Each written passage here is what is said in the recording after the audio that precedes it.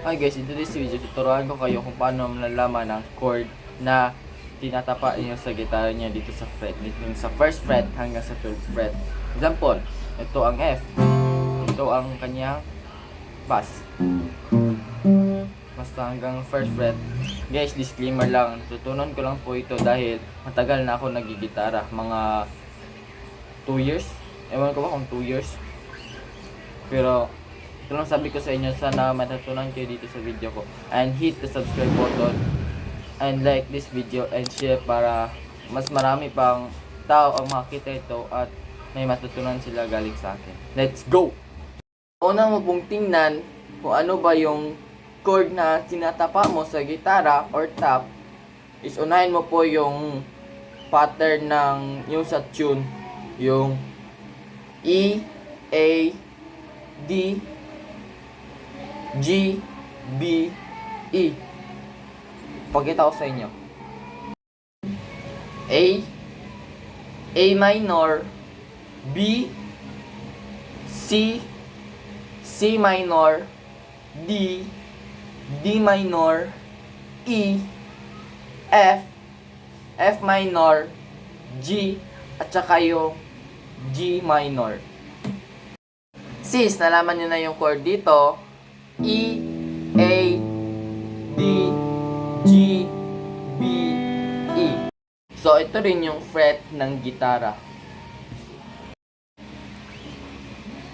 First fret, second, third, fourth, fifth, sixth, 7, 8, 9, 10, 11, 12.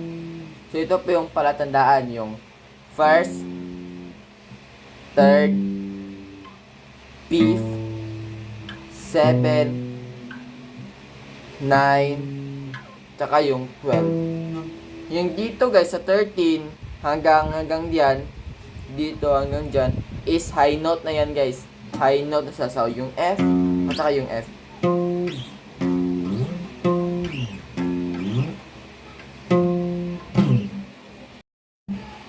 Since nalaman nyo na yung chord dito, yung E, ang kasunod ng E is, tingnan nyo po dito, F, F minor, G, G minor, A, A minor, B, C, C minor, D, D minor, at saka yung E. Guys, remember, yung 12th fret is para rin siyang yung 6 to first string. Same rin siya. Yung E, A,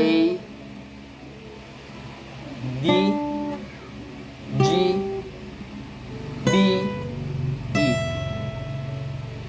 Okay. Since yung pinakauna is E, pangalawa is A. So, ang ano ba kasunod ng A? A minor, B, C, C minor,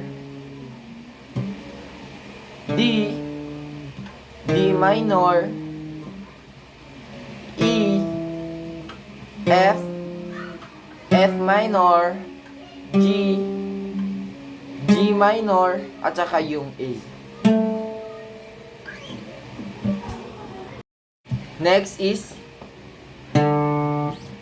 D. So, kasunod ng D is D minor. Again, D minor. Sunod is E,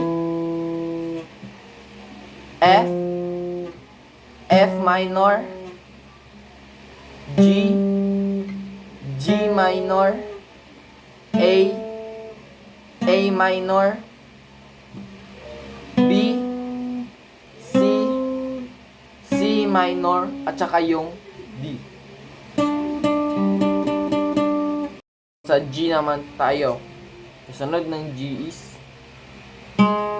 G major, minor, A, A minor, B, C,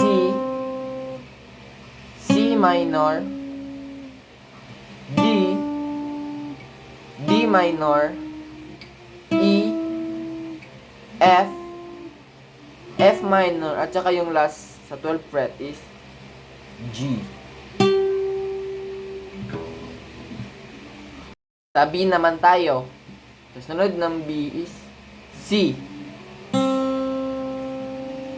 C minor, D, D minor, E, F, F minor, G, G minor, A, A minor, at saka yung B, 12th fret. At saka yung last, yung E na high note. So, kasunod ng E is F, F minor, G, G minor, A, A minor, B, C, C minor, D, D minor, at saka yung E. So yun lang guys, sana may natutunan kayo sa aking itinuro sa inyo at sa video ko. So yun lang guys, sana mag-subscribe kayo at hit the notification bell para lagi kayong updated sa video ko. Salamat sa panonood hanggang dulo. Salamat talaga. Thank you supporting me.